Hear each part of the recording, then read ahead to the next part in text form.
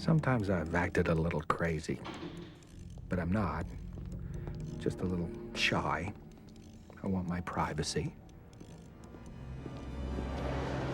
Just want to be left alone. When the guys entered the bank, I did what they wanted. I laid down on the ground just like the others.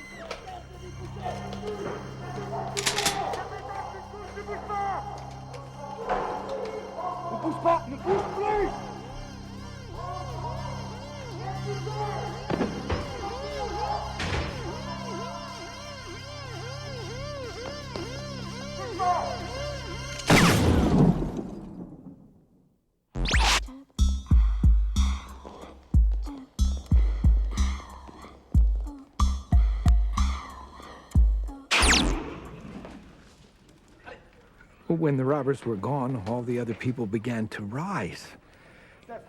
I was afraid to move. I didn't want to be noticed by the police as a witness. I didn't want the attention of the media. I didn't want to be on the cover of magazines or to be on TV. The witness. What if the robbers came after me? So I decided to stay on the ground till there were less people around. And after a while, I was going to get up. What? What do you want?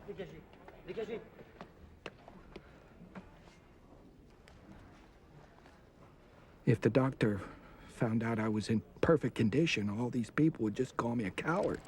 So, when he examined me, I just held my breath.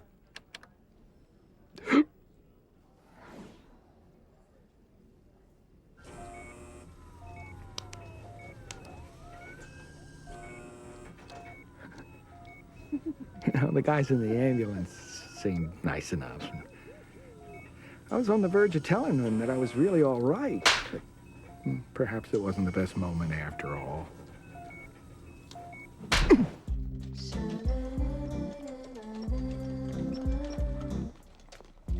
I was getting further and further into this.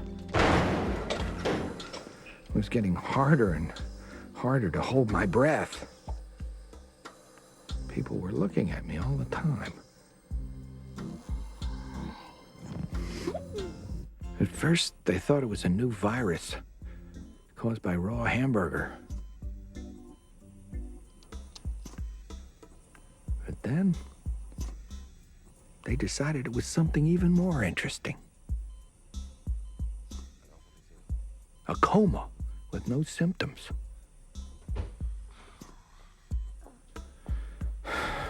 I felt so guilty. And they were so nice to me, and I was lying to them. It was horrible. Well, being in a coma wasn't all that bad.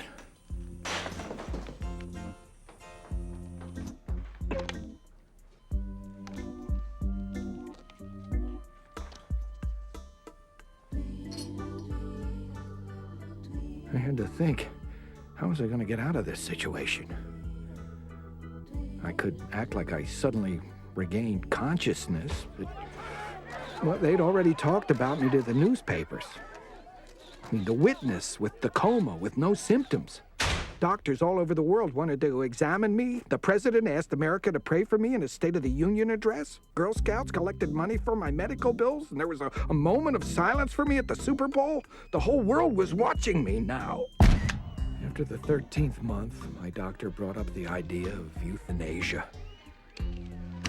I had to say something once and for all, but I was scared.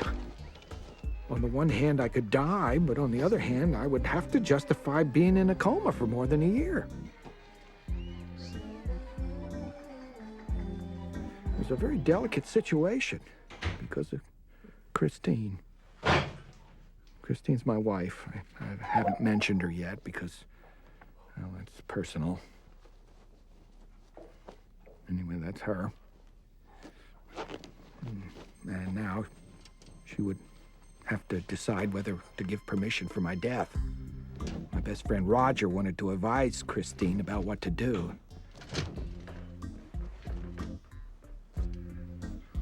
All I could think about was me. Sure, it was just distress.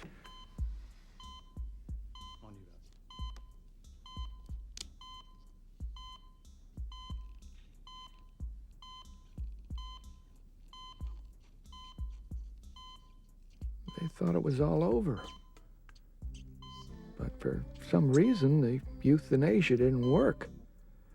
And I was going to tell them, but what was even crazier was the computers confirmed my death. I didn't feel any different. I was definitely not dead. No, wait.